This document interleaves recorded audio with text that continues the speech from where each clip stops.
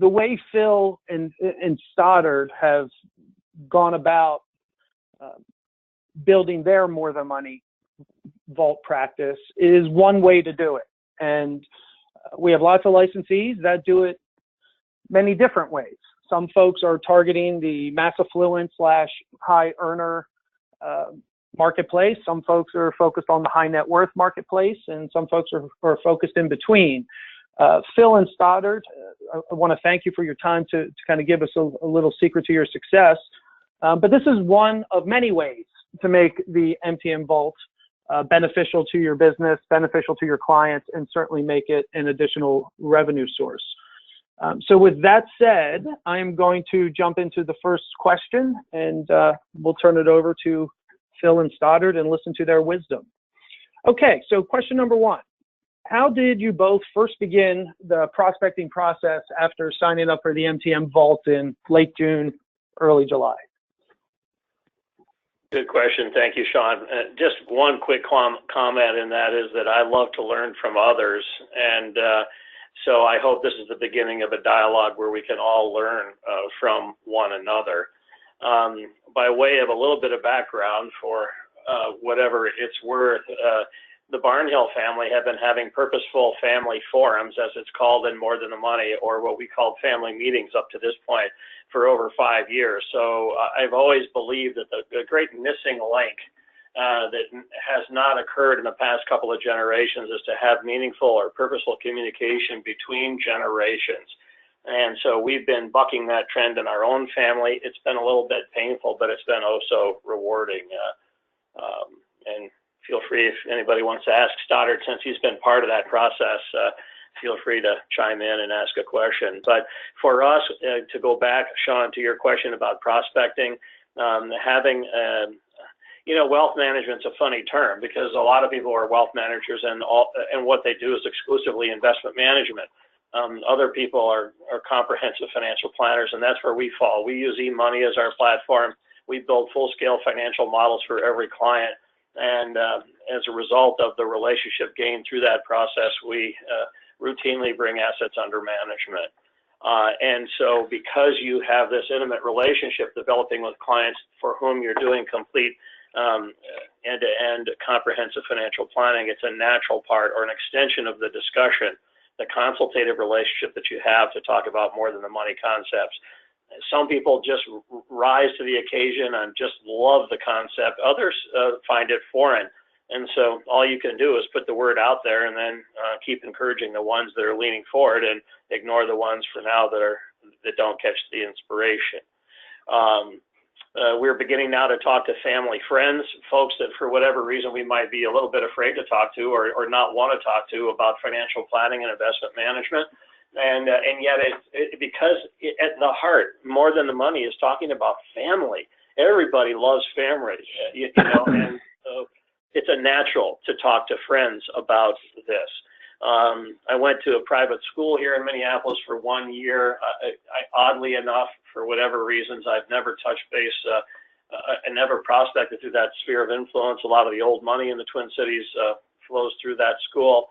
And that's a market that's beginning to open up, and I'm trying to actually attack that market with a local money manager who doesn't do financial planning, but who's quite an excellent money manager. So that's how we began, and from those relationships came our first 3 clients.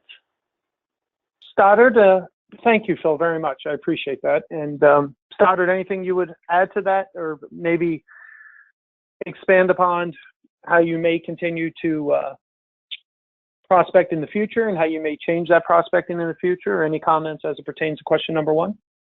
Yeah, I mean, Phil's spot on. We practice what we preach. So I think we would advise if anyone's going to become a subscriber to implement this in their own family so that you really have a deeper connection when you're doing it with your own clients.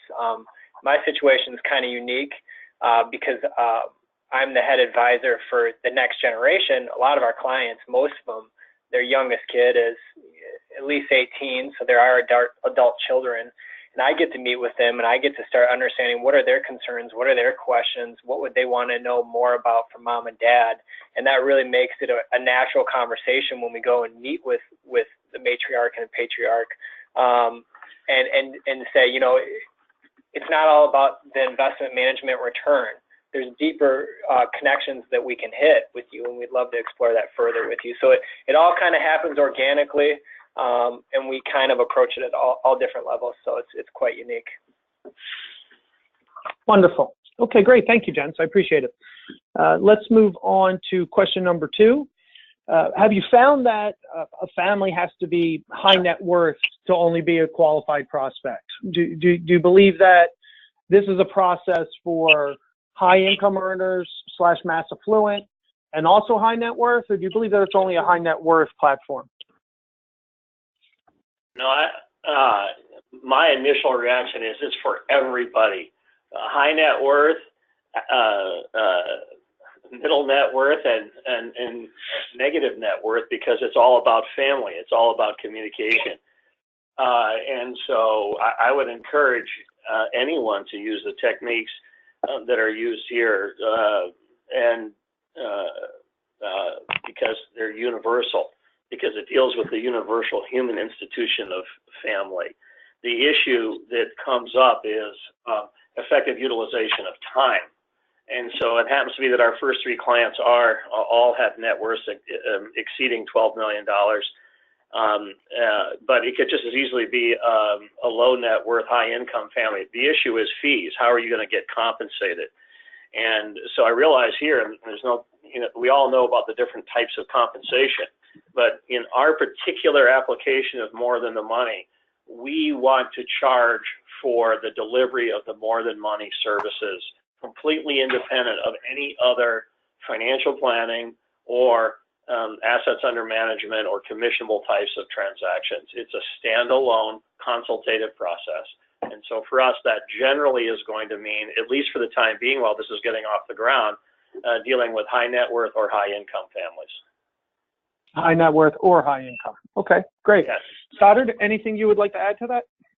Yeah, we do have another client that we do financial planning, full comprehensive planning for, who is very much interested in this. Family is important to him.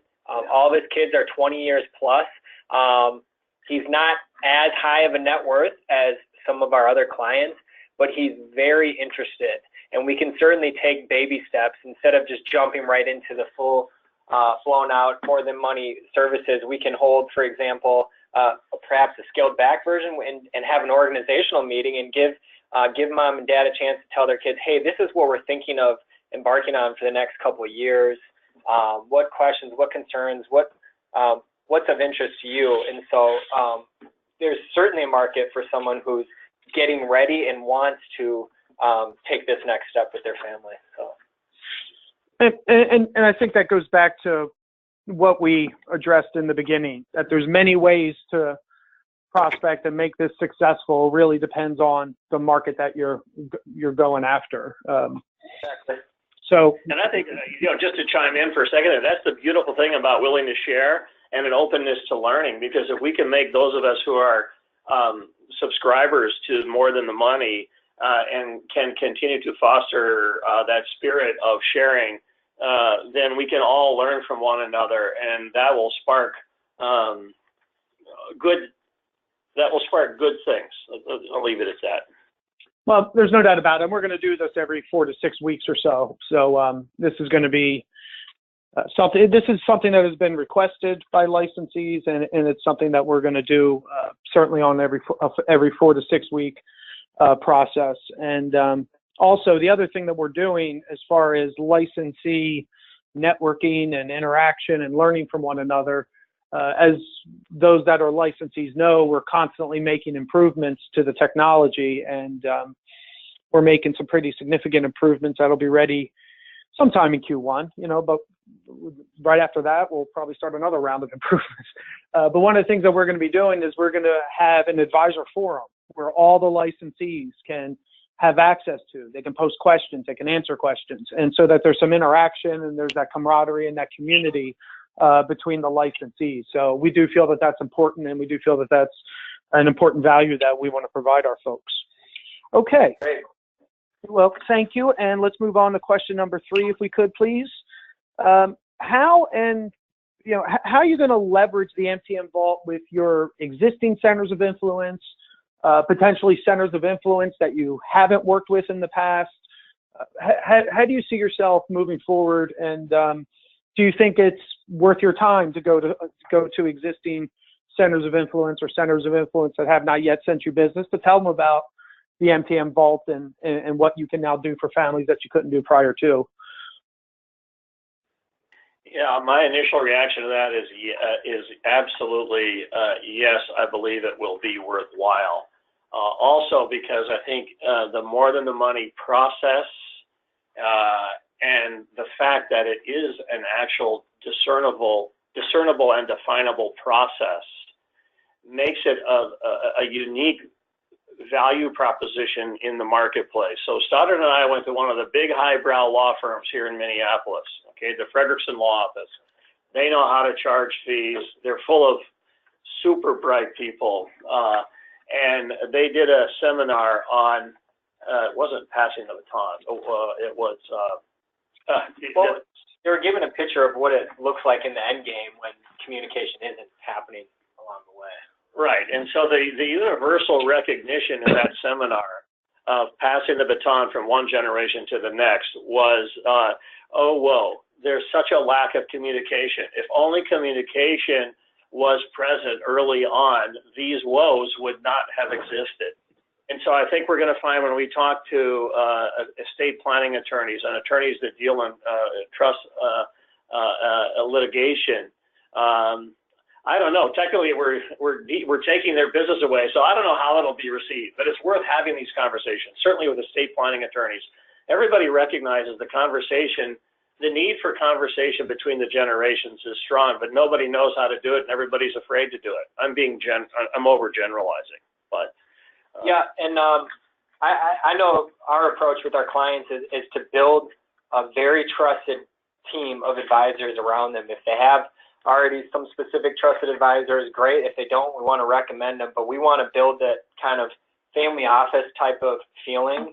And we certainly are not trying to be the person who thinks they're always the brightest bulb in the room, because the one common goal is serving the client and the family. And the more that we can hold organizational meetings where perhaps, the attorney comes in and speaks briefly, or the accountant, that's just providing more extended value. And as much as it's important for the family to be communicating, it's extremely important for the advisors, the team of advisors, to be communicating as well. Yeah, one more comment on that. One more comment on that. If you want to learn about what a directed trust is all about, you ought to talk to Roy Diefendorf. He's on the line. But the directed trust is, in my opinion, the modern, most unique situation that creates an opportunity to have the optimal inheritance environment created. And it takes some training and conversation. It's like giving your children a Ferrari, and they have to go to driving school. But the quick of it is, attorneys, especially if there's an abatement of estate taxes now, at least at the federal level, attorneys are going to need to find ways to interact with clients. They're going to have to find a way to do what I like to call legal consulting, not just commission sales, which, as far as I'm concerned, is drafting legal documents and charging for those. They need to find a way to be consultative, and more than the money gives them an opportunity in their area of specialty to teach and to instruct about directed trusts, and to interact across multiple generations, and actually to build a multi-generational practice instead of just drafting documents transactionally and being done. So that's it. I'll end on that. Okay, wonderful. And if anybody has any questions, we're going to try to get this completed here in a half an hour by the bottom of the hour. It's now 16 after. But if anybody has any questions at the end, certainly, we'll take more time to do that if we need to. Okay, question number 4. I'm sorry. Go ahead, please. Okay. Okay, question number 4. And this goes to growing your core business. We're getting some background noise. Could somebody make sure that they're on mute? Okay, great, thanks. So Phil and Stoddard, do you believe engaging a More Than Money Vault client who is not a current financial services wealth management client will help you grow your core business. So essentially the question is, if you're working with an MTM Vault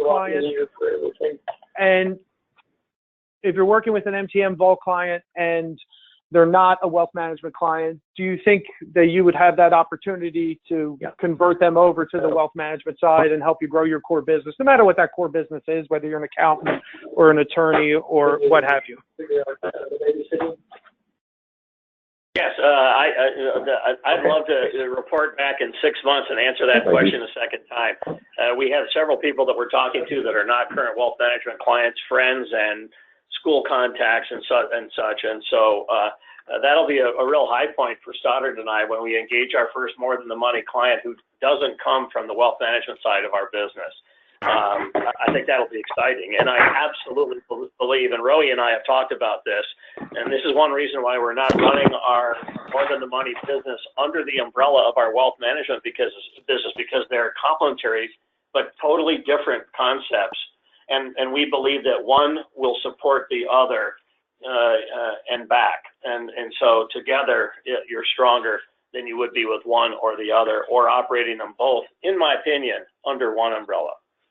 Right. And again, that goes back to there's many ways to do this, and we're here to learn about how you all have been successful. So that's great. Stoddard, did you want to add anything to that? I think it's spot on. I think it'll certainly open the doors, especially for yourself. You know, some of these clients' kids already have substantial assets, and not only do we want to keep the clients, assets with us if we get that opportunity, but also their kids, and to build that continuity with the family. And so, absolutely, I think we'll go both ways. And over time, as you go through the More Than Money Vault process, the subject matter in and of itself, tell me if you agree or disagree with this gentleman based on the meetings you've already had, will certainly deepen the client relationship, and certainly we're in a relationship business. Would you agree with that? Yes, absolutely. I mean, I paid $20,000 for the very first family meeting we did. I didn't run it because I think these family meetings are better done when when you have external resources assisting you. So I paid $20,000 to a woman who came up from Texas to Chicago's where we had our first meeting in a VRBO there with our family, and I lost my train of thought. I'm fourth generation in the financial services industry, and I always hear Phil say that when you're doing comprehensive planning, there's no other advisor on the planet Earth that's going to know the client better than we do. And I think when you add that with taking them through kind of the More Than Money process, you really strengthen it even further with the clients. So absolutely. And independent research kind of supports that too. There's a piece of research from Morningstar that says if a wealth manager, in this case, and it was specific to wealth management coming from Morningstar, can identify 3 core values of their clients, they'll manage 94% of their assets. So again, it's a way to grow your business by digging vertically. Okay, thank you, gentlemen. Question number 5. Sean, it just came back to me. Inherent in your question was, can the tool itself help? In that very first meeting that we had with that consultant that came up from Texas, we created a family mission statement, but I can't recite it to this day. It's very sad. In fact, that's one of the things we'll put on the agenda for our February meeting. But the point is, you have a system in More Than the Money that documents the ground covered by the family. That adds value. Okay?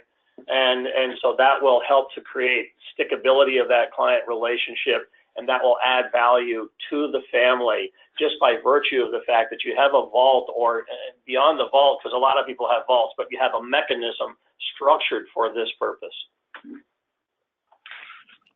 Okay, wonderful. And boy, now I lost my train of thought. Did I ask question 5? I did, about multi-generational relationships. Yes, we're on 6. Okay, we're on 6. Thank you. Word answer. Yeah, thank you, appreciate it. Question 6. When you're sitting down and you're talking with any of the 3 families that you signed up for the More Than Money Vault process, did you get any? Did you find yourself in a competitive situation at all? Did any of them say, "Hey, well, let me talk to this other firm that does this," or anything along those lines? Or were you kind of in your own silo? Do you think? We were in our own. I'll try to get to quick answers here. We were in our own silo. No, you're fine. Yeah, we already had client relationships, and frankly, I'd love to hear from other people on this. I don't think there's anything else out there quite like this. It's a unique value proposition. And so we got to make hay while the sun shines, which is another great reason to collaborate with one another so that we can be maximally effective with this tool, however it's being used. Okay, wonderful. Yeah, the words you've used with me, Phil, in the many, many conversations we have is utterly unique. It seems to be one of your buzz phrases there. Okay, question number 7. Number 7. Do you believe the MTM Vault will, do you think the MTM Vault, now that you're in it and you're talking to clients about it, do you believe that it will help you increase the number of qualified referrals to your business, whether it's your core business, the wealth management in this particular fact pattern, or the MTM Vault side? My answer to that question is absolutely yes, and it's on 2 bases. Number 1, it involves family. Women in particular are mama bears lots of times. I don't want to be sexist here. They love their cubs, but so do dads. And because this is so intimately tied to developing a further relationship and partnership with one's children, that's something that people will talk to their friends about.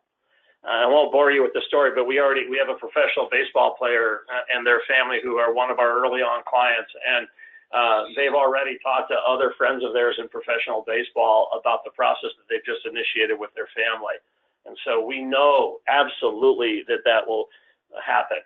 I don't think people talk to other people that often about the latest and greatest investment management technique or financial planner, but they'll talk about this because it's so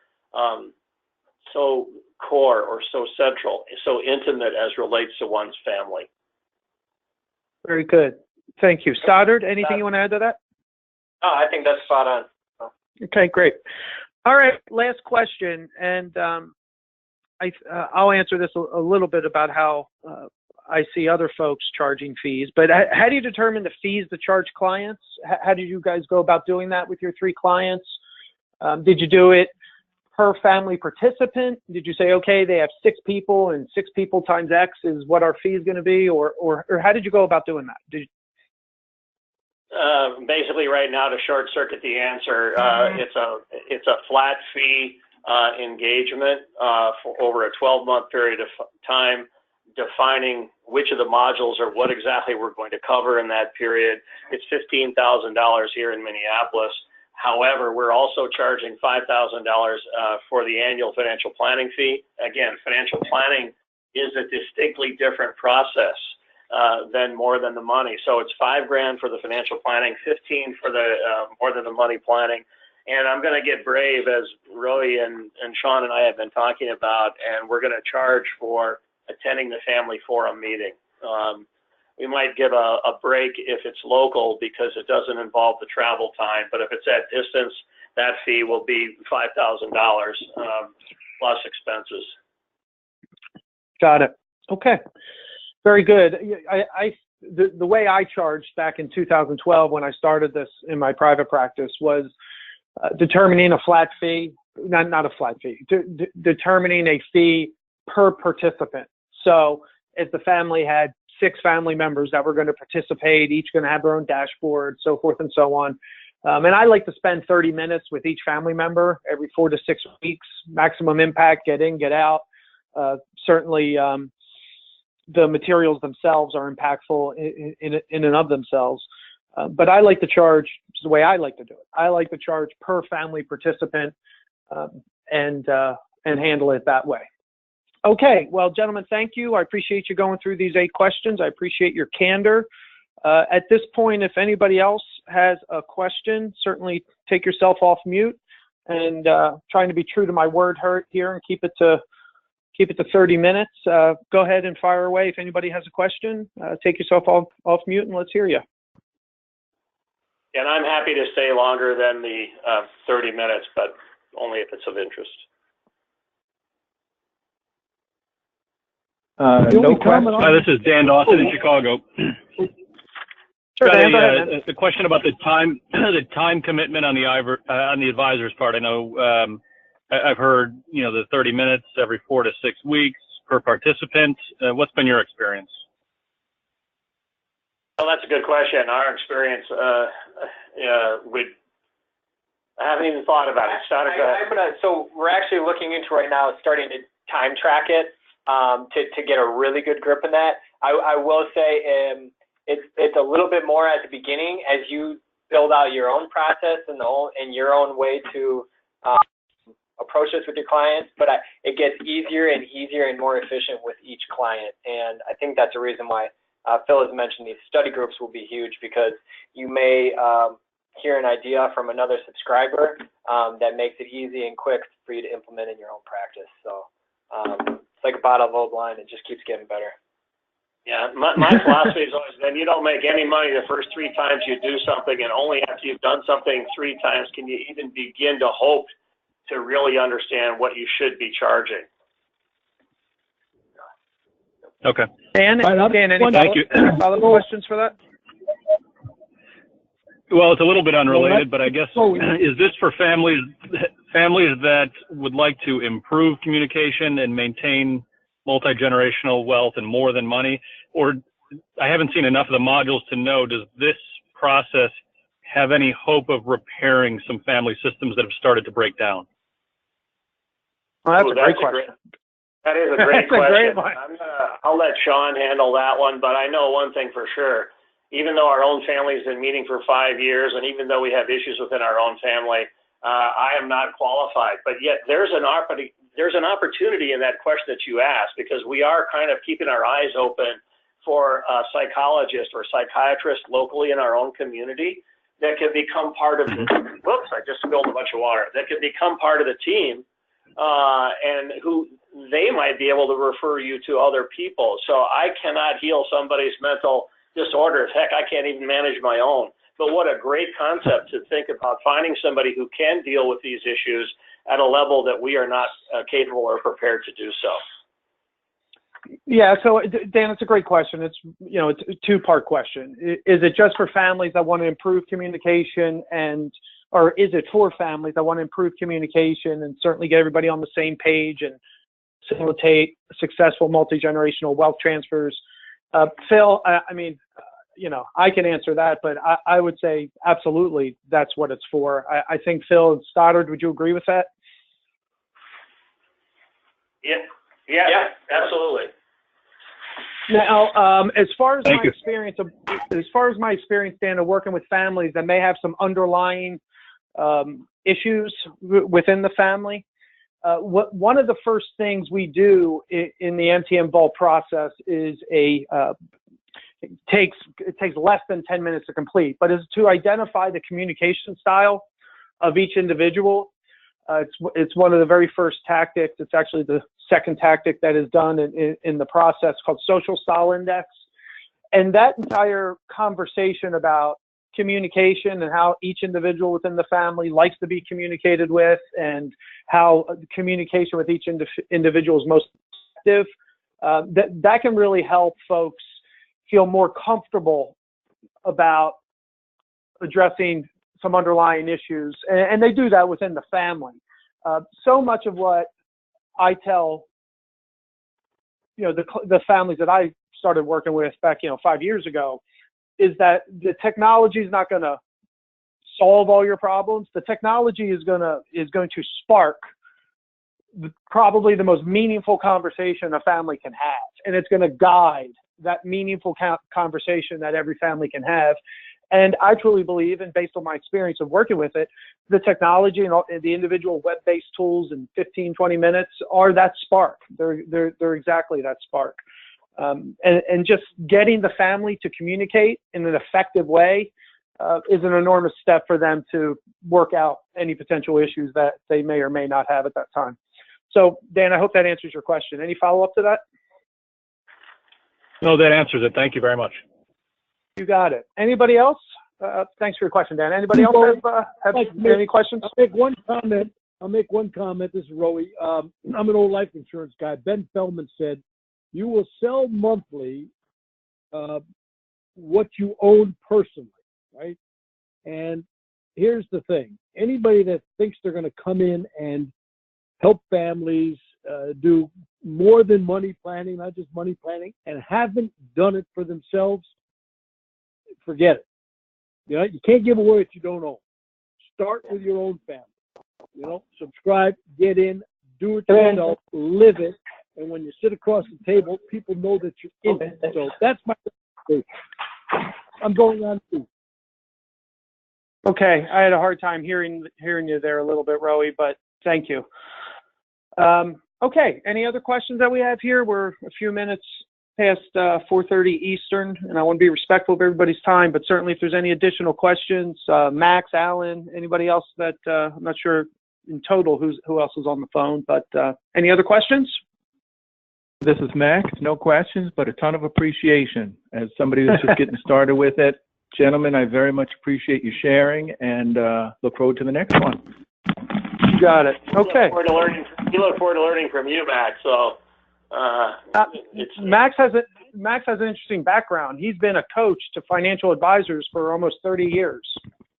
And when he saw the MTM Vault, he became pretty darn excited because he felt that it was one, valuable, but two, Max, also a way to create differentiation in a commoditized industry. So Max himself has become a licensee. So that's exciting, and we thank him for that.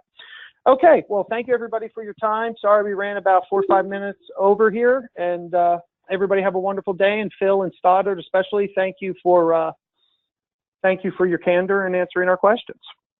Absolutely. Thank you. It was an honor and a privilege to participate in this way the very first time you've done it, and we appreciate it. Thank you both very much. Have a wonderful day. Bye-bye. Bye, boys. Bye.